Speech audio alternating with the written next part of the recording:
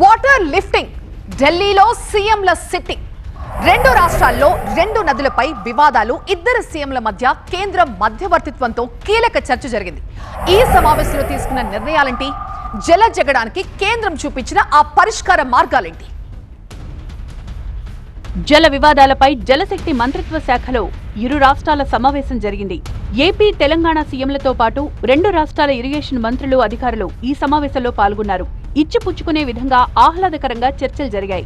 సమస్యల పరిష్కారం కోసం కమిటీ వేస్తామని కేంద్రం తెలిపింది. సోమవారంలోగా కేంద్రం కమిటీ వేస్తుందన్నారు మంత్రి నిమ్మల రామానాయుడు. నిపుణుల కమిటీ ఇచ్చిన నివేదిక ఆధారంగా పోలవరం బనకచెర్లపై చర్యలు తీసుకుంటామంటోంది ఏపీ.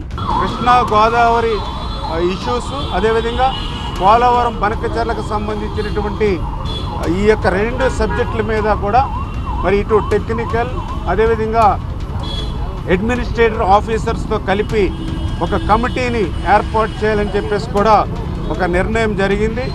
పెద్ద కాలయాపన లేకుండా రేపు మండే లోపుగానే ఈ కమిటీని కూడా ఏర్పాటు చేసుకుని ముందుకెళ్లాలని చెప్పేసి కూడా నిర్ణయం తీసుకోవడం జరిగిందని చెప్పి తెలియజేసుకుంటూ, బనకచెర్లపై ఈ సమావేశంలో చర్చే జరగలేదన్నారు తెలంగాణ సీఎం రేవంత్.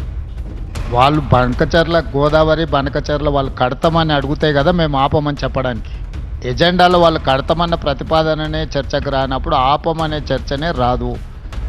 ఉన్న అన్ని సమస్యల్ని, కృష్ణా నది మీద, గోదావరి నది మీద ఉమ్మడి రాష్ట్రాలకు ఉన్న సమస్యల్ని చర్చించడానికి, సమస్యల్ని గుర్తించడానికి అధికారులు, ఇంజనీర్లతో ఒక కమిటీ ఏర్పాటు చేసి ఆ కమిటీలో చర్చించిన తర్వాత మిగతా అంశాలు ముఖ్యమంత్రుల స్థాయిలో చర్చించుకోవాలని నిర్ణయం తీసుకున్నాము. కృష్ణా నది బోర్డు అమరావతిలో, గోదావరి బోర్డు తెలంగాణలో ఉండేలా నిర్ణయం జరిగింది. నదికి సంబంధించినటువంటి బోర్డు ఏదైతే కేఆర్ఎంబి బోర్డు ఏదైతే ఉందో అది ఆంధ్రప్రదేశ్ రాష్ట్రంలో అమరావతిలో మరి అది ఉండేటువంటి విధంగా, అదేవిధంగా ఏదైతే గోదావరి నదికి సంబంధించి జిఆర్ఎంబి బోర్డు ఏదైతే ఉందో అది తెలంగాణ రాష్ట్రం హైదరాబాదులో ఉండేటువంటి విధంగా మరి రెండు రాష్ట్రాల ముఖ్యమంత్రులు కూడా మరి యొక్క కేంద్ర మంత్రుల ఆధ్వర్యంలో నిర్ణయం తీసుకోవడం జరిగింది. మిగులు జలాలు లేకుండా బనకచెర్లకు నీళ్లు ఎలా తరలిస్తారని ప్రశ్నించారు వైసీపీ అధినేత Jagan. Obviously nobody can stop you because you were the last riparian state. Because if the waters were to be stopped, then the waters are left. After the waters, once they reach the state of Andhra Pradesh, if they are not harnessed, they go into the sea.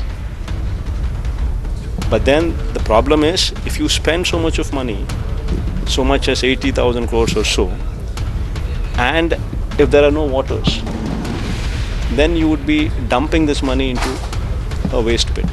Banakacherla ప్రాజెక్టుకు ఒప్పుకునే ప్రసక్తే లేదన్నారు తెలంగాణ మంత్రి కోమటిరెడ్డి వెంకటరెడ్డి. ముఖ్యమంత్రి గారు చెప్పింది, అక్రమంగా కృష్ణా నీళ్లు జగన్మోహన్ రెడ్డి గారు, చంద్రబాబు నాయుడు తీసుకుపోతే బనకచెర్ల మీద మాట్లాడదామంటే అసలు ఆ ఎజెండా, ఆ ఐటమే పెట్టొద్దన్నాం. హక్కు లేదు వాళ్ళకు, ఆంధ్ర వాళ్ళకు. బనకచెర్ల మీద, గోదావరి మీద 200 టీఎంసీ అంటే 400 పోతుంది. రేపు పైన కరువు వచ్చి నాసిక్లో మధ్య ప్రాజెక్టులు కడితే గోదావరి కృష్ణా ఎండబెట్టి గోదావరి ఎండిపోతుంది. ఎట్లా బతకాలి? నీటి లెక్కలు తేల్చేందుకు అన్ని ప్రాజెక్టుల కాలువలపై టెలిమెట్రీలు ఏర్పాటు చేయాలని చెప్పింది కేంద్రం. కృష్ణా నదీ జలాలు ఎక్కడి నుంచి ఏడికి ఎక్కువ ఉపయోగపడుతున్నాయి, తక్కువ ఉపయోగపడుతున్నాయి అనే విషయాన్ని కొద్ది క్లారిటీ ఉండాలి అందరికీ అనే ఉద్దేశంతో మేము ఫాలోఅప్లో, మరి ముఖ్యమంత్రి గారు, నేను రిపీటెడ్గా ఫాలోఅప్లో ఉన్నాం. అన్ని పాయింట్స్లో టెలిమెట్రీ ఇన్స్ట్రుమెంట్స్ కొన్ని ఆల్రెడీ ఏర్పాటు చేయడం జరిగింది. అన్ని పాయింట్స్లో యుద్ధ ప్రాతిపదికన వార్ ఫుటింగ్లో మెజర్స్ తీసుకుని పూర్తి చేయాలని ఒక నిర్ణయం. కీలకమైన శ్రీశైలం ప్రాజెక్టు మరమ్మతుల విషయంలోనూ కీలక నిర్ణయం జరిగింది.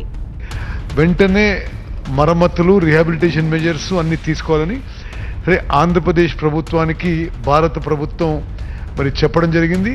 ఈ శ్రీశైలం డ్యాంలో ఏమేం చేయాలనో అన్ని చర్యలు కూడా వార్ ఫుటింగ్లో యుద్ధ ప్రాతిపదిక చేపట్టి పూర్తి చేసి మరి మళ్ళీ భారత ప్రభుత్వం తెలియజేయాలని చెప్పి ఒక డెసిషన్ జరిగింది ఈరోజు. నీటి వివాదాలపై అవసరమైతే మరోసారి సీఎంల సమావేశం ఉంటుంది. అపెక్స్ కమిటీ సమావేశం కూడా జరిగే అవకాశం ఉంది.